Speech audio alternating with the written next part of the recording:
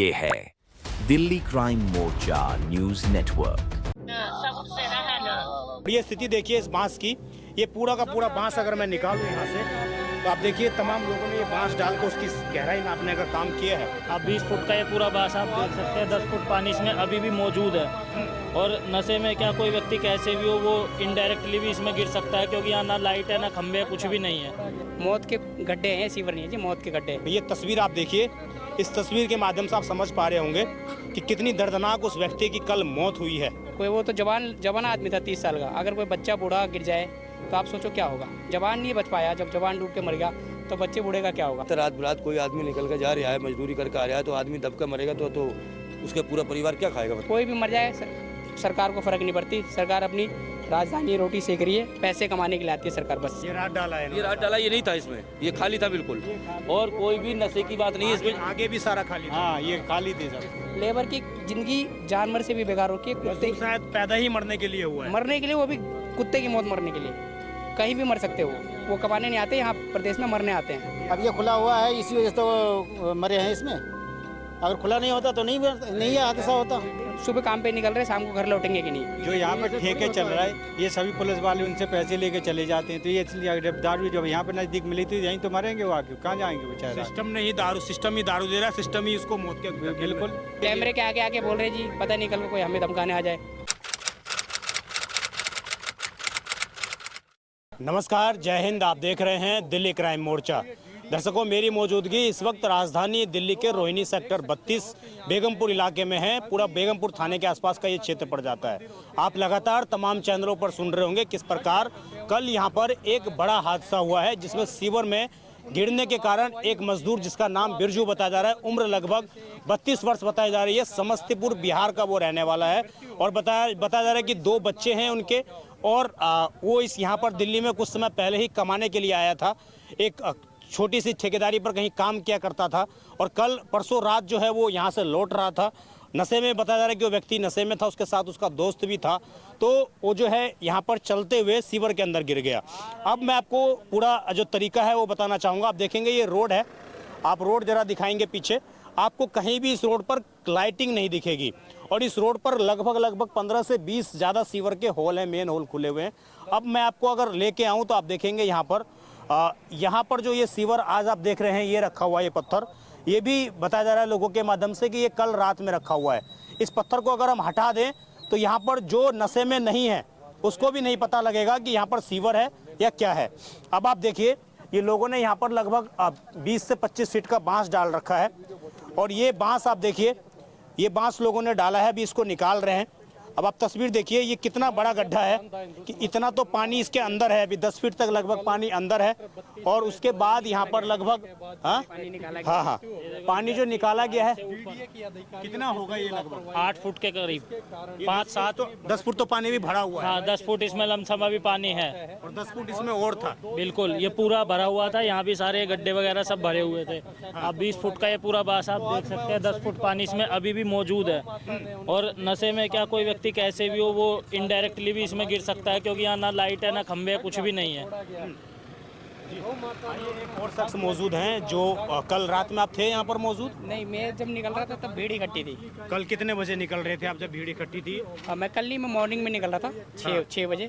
तो जो जिसकी मृत्यु हुई है उनके जान पहचान वाले यहाँ पे भीड़ लगा रखे थे।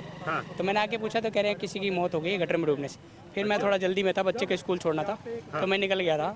फिर मैं अभी आया हूँ, आप लोग के माध्यम से पता चल रहा है कि कोई भी देखने नहीं, यहाँ पे अभी तक कोई सांसद, कोई विधायक, कोई पुलिस वाला या इस एरिया को क्वारंटाइन भी नहीं किया गया है या घेरा भी नहीं गया इसको कि यहाँ पे मौत हुई है किसी की। ऐसा लग नहीं रहा कुछ हुआ है। बिल्कुल पूरा का पूरा सिस्टम जो है बंद कर दिया गया कि पता ही ना लगे कि किसी और की मौत ये हुई है। गटर के ढक्कन वक्कन रात में डाले गए हैं, और पानी भी रात में इसमें से निकाल दिया गया है कि ऐसा ना लगे कि लापरवाही से मौत हुई है। और भी इस इलाके में रहते हैं आप? इधर ही रहते हैं? हाँ जी, मैं यही रहता हूँ, सामने रहते हैं। भरत बिहार में। इस इलाके में ऐसे कितने सीवर हैं जो ढके हुए हैं? अनगिनत है जी, अनगिनत। एक भी ढका हुआ नहीं है? नहीं ढका हुआ, मौत के गड्ढे हैं, सीवर नहीं है जी, मौत के गड्ढे। ना ये चालू है ना कुछ है, सब में गंदे पानी भरे हुए हैं। कोई वो तो जवान आदमी था 30 साल का, अगर कोई बच्चा बूढ़ा गिर जाए तो आप सोचो क्या होगा। जवान नहीं बच पाया, जब जवान डूब के मर गया तो बच्चे बूढ़े का क्या होगा। आप सोचो खुद, कोई भी मर जाए सरकार को फर्क नहीं पड़ती। सरकार अपनी राजधानी रोटी सेक रही है, पैसे कमाने के लिए आती है सरकार बस। सब पैसे बनाती है और फिर चली जाती है पैसे बना के। कल से एक भी कोई अधिकारी, आला अधिकारी, डीडीए का कोई चेयरपर्सन आया हो? आप दिखा सकते हैं यहाँ पे, कहीं आपको लग रहा है मौत हुआ है? आप दिखाइए ना, चारों तरफ कैमरा घुमाइए अपना, कहीं पे लग रहा है आपको मौत हुआ? यहाँ पे बिल्कुल असामान्य, बिल्कुल ऐसे ही दिख रहा है नॉर्मल। रात में फिर कोई डूब के मर जाएगा, वो तो आप लोग के माध्यम से पता चल रहा है कि यहाँ पे कोई मौत हुई है, नहीं तो किसी को कोई फर्क नहीं पड़ता, कहीं आदमी मर रहा है। लेबर की जिंदगी जानवर से भी बेकार होती है। कुत्ते शायद पैदा ही मरने के लिए हुआ है, मरने के लिए, वो भी कुत्ते की मौत मरने के लिए। कहीं भी मर सकते हो, वो कमाने नहीं आते, यहाँ प्रदेश में मरने आते हैं। ये नहीं पता शाम को, सुबह काम पे निकल रहे, शाम को घर लौटेंगे कि नहीं। कहीं भी मौत उनकी हो सकती है, कोई देखने वाला नहीं, कोई पूछने वाला नहीं है। मैं चाहूँगा आपके माध्यम से कि सरकार अपनी आंखें खोले और देखे, यहाँ मौत हो रही है। मौत बहुत बड़ी चीज होती है, जिसने अपना परिवार खोया उससे पूछो जाके मौत क्या होती है। 2 बच्चे हैं, 2 बच्चे क्या हैं। उनका भविष्य कौन संवारेगा? डीडीए संवारेगी उनका भविष्य? कोई नहीं संवारेगा, कोई नहीं संवारता। जब परिवार का साया उड़ जाता है ना किसी के उस पे से, तब पूछिए आप कैसा लगता है। सरकार को कोई फर्क नहीं पड़ता। मैं तो आप लोग के माध्यम से बोल रहा हूँ, मुझे तो ऐसा भी लगता है कोई मुझे धमकाए ना आके। मुझे ऐसा भी लगता है जी, क्योंकि आप लोग सामने आकर बोल रहे हैं चीजों को, तो इसके कैमरे के आगे आके बोल रहे हैं जी, पता नहीं कल को कोई हमें धमकाने आ जाए, क्यों बोल रहा था हमारे खिलाफ। ये बिल्कुल सच है और यही स्थिति इस देश की है। क्या नाम है आपका? शंभू मिस्त्री। शंभू मिस्त्री जी, आप भी मजदूर कैटेगरी से ही आते हाँ जी, हैं? हाँ जी। कल जो ये हादसा हुआ, इसमें जो मजदूर की मौत हुई है, क्या इसके बाद सिस्टम जागा है? कुछ भी नहीं जागा। ये देखो, ये ऐसी पड़े हुए, अभी भी कोई नहीं आया। आगे चल के देखो तो और भी खाली पड़े हुए हैं। इन घरों के अंदर भी मैनुअल से आप लोग रहते हैं? नहीं, यहाँ पर नहीं रहते हैं, फिर भी ये खाली पड़े जहाँ बच्चे खेलने जाते हैं। सारा का सारा सीवर ऐसे ही खाली हाँ, पड़ा अभी घूम के देख लो आप इनमें।